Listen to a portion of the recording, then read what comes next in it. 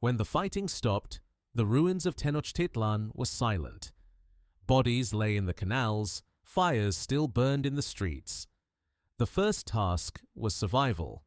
Spanish and Tlaxcalan patrols worked side by side to collect weapons, bury the dead, and stop the looting. Those who had fought each other days before now shared buckets and shovels. The stench was heavy, and disease spread fast. Cortés ordered food brought in from the nearby towns and wells cleared to make the water drinkable again.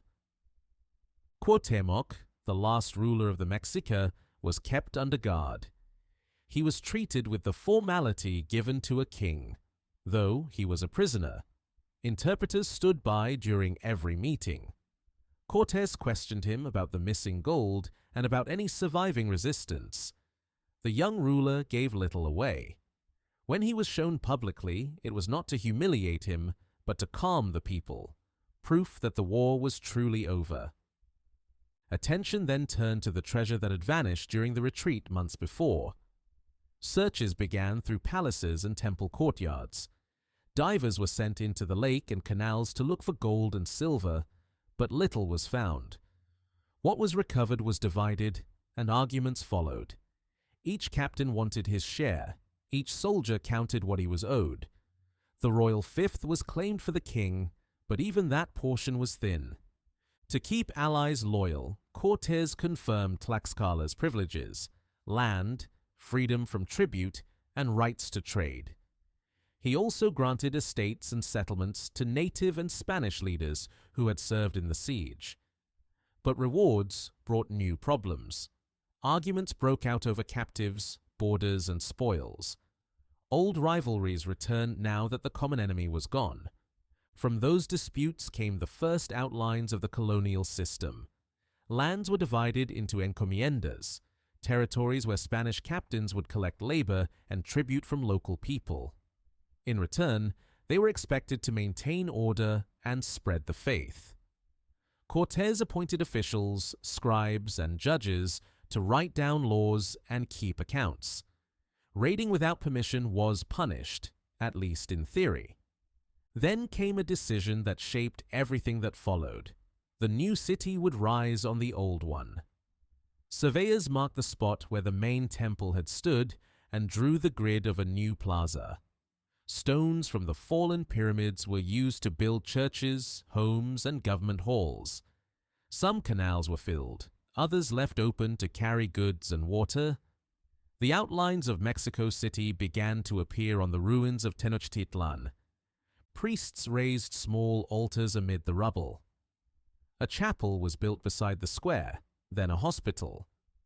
The first council met under a wooden roof to record names, titles, and supplies. Everything that would become the capital of New Spain began in that clearing, half ash, half hope. Outside the city, patrols moved again. Small forces reopened the roads to Texcoco, Chalco, and Tacuba, clearing the last holdouts. Canoe yards that had built the war fleets were burned, and watchposts went up at the bridges and lake mouths. The valley was no longer a battleground, it was becoming a province. Cortés sent reports and what treasure remained to Spain. In time, the king's reply arrived: recognition, titles, and authority. Cortés was named governor and captain general of New Spain. Rivals who had once plotted against him now sought favor within his ranks. The empire that began as an expedition had become a government. The cost was beyond counting. Most of the people who had lived in the city were gone, lost to famine, disease, or flight. The survivors were gathered into new districts under Spanish rule. Markets reopened, but now under supervision. Tribute continued, only now it flowed in a new direction. In the year that followed, ships came with settlers, priests, and orders from the crown. The foundation of Mexico City rose from the mud of the old island. The cross stood where the temple had been. And Cuauhtémoc, still a prisoner, waited for whatever came next. The conquest was finished, but the story of what it began had only just started. When Hernán Cortés returned from Honduras in 1526, he was no longer the man who had conquered an empire. He found Mexico City rebuilt, busier than before, but ruled by others. While he had been gone, royal judges and bureaucrats sent from Spain had taken control in the king's name. They brought papers, not swords, and used them like weapons. Accusations followed: cruelty, theft, the murder of Cuauhtémoc, the misuse of royal funds. Each charge came from someone who had once served under him. Cortés defended himself in long letters to the crown, claiming loyalty and sacrifice, but his power was already slipping away. The same ambition that had built his fame now made him a threat to those above him.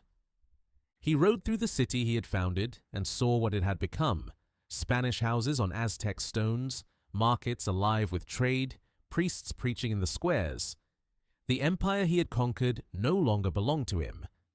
New governors were appointed, new rules written, and the native allies who once marched beside him were now treated as subjects, not partners. Still, the king could not forget what Cortés had done. He granted him the title Marqués del Valle de Oaxaca, a noble rank that brought wealth but not authority. Cortés accepted it, but he wanted more: command, not comfort. He turned again to exploration. In 1530, he led expeditions into the Pacific, searching for new lands and coasts. From his shipyards at Tehuantepec, he sent vessels northward, hoping to find a strait that would open a route to Asia. Those voyages reached as far as the Gulf of California, a land that still bears his name. But the riches he hoped for never appeared. Men died at sea, storms wrecked ships, and reports of mutiny reached the court before his letters did. When he returned once more to Mexico, his influence was gone. The royal officials refused his orders.